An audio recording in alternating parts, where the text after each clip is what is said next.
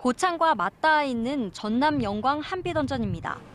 지난 2018년 5월부터 정부의 계획 예방 정비로 3호기 가동이 멈췄는데 원전을 싸고 있는 경납 건물에서 구멍 124개가 발견되면서 안전성 논란이 커졌습니다. 이에 대해 지난 8월 원자력안전위원회는 시설을 일부 손보기만 하면 큰 문제가 없다는 보고서를 내놨습니다. 하지만 환경단체는 원안위의 평가를 신뢰할 수 없다는 입장입니다. 구멍과 밖으로 드러난 철근, 또 철근을 감싼 기름이 벽 틈으로 흘러나온 흔적을 토대로 경납 건물에 균열이 일어나고 있다고 주장합니다. 경납 건물에 그렇게 치명적인 균열 문제가 있을 경우에는 가동해서는 안 되는 거죠. 만일에 사고 시 방사능 누출을 막아줄 수 없기 때문에 그 역할을 할 수 없기 때문에. 원안위는 이 역시 문제될 게 없다고 밝혔는데 전문가들의 생각은 다릅니다. 구조 안전성이 아니고 경납 안전성이 필요한데 거기에 대한 언급 없이 일방적으로 구조 안전성이라는 단어를 사용해가지고 모든 걸 넘어가려고 지금 시도하고 있는 겁니다. 이에 대해 한빛원전과 원안위 측은 당장 이달 안에 재가동할 계획은 없다고 밝혔습니다. 하지만 환경단체가 제기한 우려에 대해서는 이렇다 할 답을 내놓지 않고 있어 논란은 계속될 전망입니다. KBS 뉴스 조선우입니다. 원전 사고 지침을 만들기 위해 정읍 씨가 의뢰한 용역 결과 보고서입니다.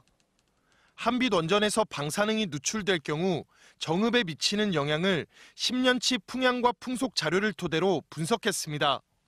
실험 결과 사고 3시간 뒤 정읍 서쪽 지역에 방사능이 도달합니다. 6시간 뒤에는 정읍 절반이, 9시간 뒤에는 정읍 전역이 방사능으로 뒤덮입니다. 방사능 누출량과 기상 조건을 최악의 상황으로 설정한 실험이지만 위험성을 객관적으로 밝혀낸 겁니다. 하지만 정읍은 원전 반경 최대 30km까지인 방사선 비상계획구역에 포함돼 있지 않습니다.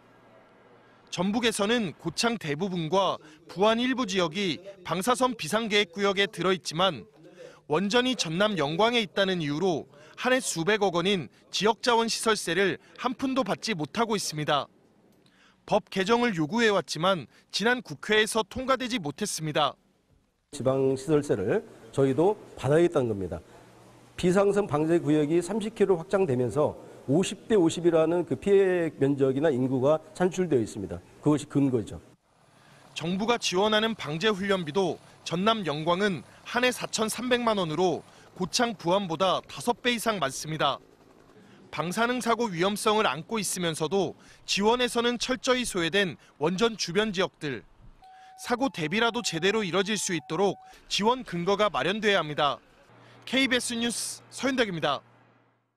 고창을 지나는 국도 22, 23호선.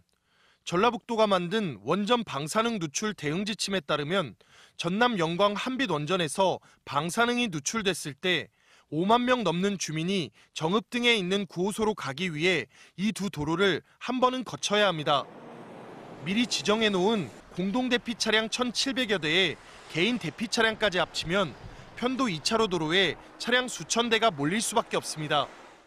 고창보다 원전에서 더 먼 정읍에도 3시간 만에 방사능이 도달한다는 분석 결과가 있어 대피 중에 피해가 우려됩니다. 차량이 몰리면 어떤 차량이 방사능에 오염이 됐었을 때 그렇지 않는 차량과 접촉하게 된 경우에는 2차, 3차에 또 피해를 볼 수가 있습니다. 비슷한 고민을 떠안은 다른 원전 주변 지자체들은 대책을 마련 중입니다. 교통 상황과 기상 조건을 반영한 과학적인 모의 실험을 통해 대피 경로를 조정하고 있습니다. 향후에 주민 대피를 할 때 주민 혼잡을 감소화하거나 교통 혼잡에 따른 통제 방안을 개선시키고자. 하지만 고창군과 전라북도는 별다른 대책을 내놓지 않고 있습니다. 전라북도는 울산시가 모의 실험을 통해 대안을 만들면 전북에 맞춰 적용할 예정이지만 울산시가 완성에 시간이 걸릴 거라고 밝힌 만큼 자체적인 대책이 필요합니다. KBS 뉴스 서윤덕입니다. 탈핵 에너지 전환 전북연대는 오늘 균열 의혹이 있는 원전 경납 건물에 대해 한국수력원자력과 원자력안전위원회가 정밀 조사에 나서 문제가 있으면 폐로를 검토해야 한다고 주장했습니다. 사용 후 핵연료 관리 정책에 대해서도 대대적인 재정비를 통해 원전 주변 주민들은 물론 전북 도민의 안전을 담보해야 한다고 덧붙였습니다.